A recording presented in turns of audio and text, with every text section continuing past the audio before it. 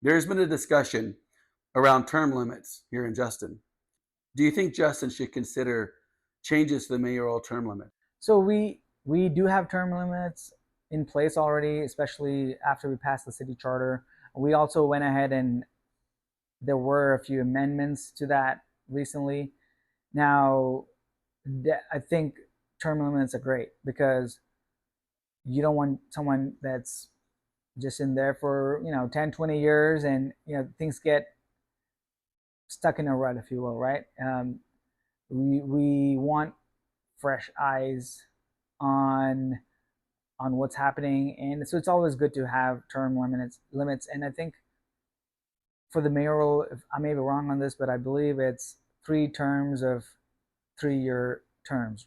So I think that's a good time frame, because obviously someone starting out as a mayor, there's a lot to learn.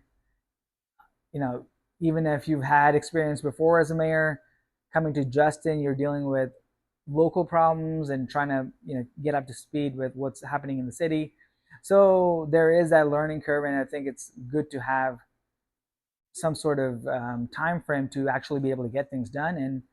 And for the mayor, 9 years sounds like a good time frame. With residents increasingly asking for transparency, what specific changes would you support to ensure that community stays informed? Transparency in government, I think, is one of the biggest, most important things. And we've definitely pushed for increased transparency. Even in the last 2 years, we've seen things happen in the past where a lot of decisions were made without any sort of transparency.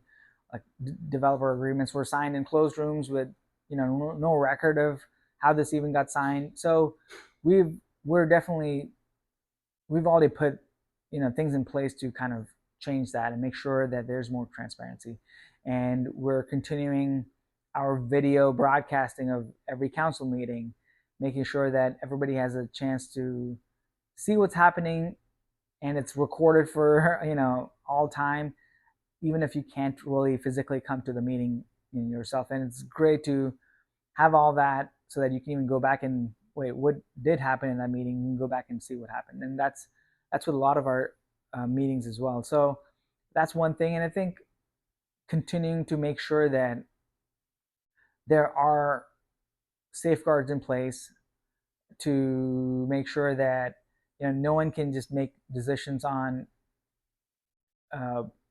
huge amounts of money without having the council sign off on it, and different things of that. So I believe there's a lot of safeguards in place, but we can always continue to monitor that and make sure that we are complying to what the citizens want in terms of transparency.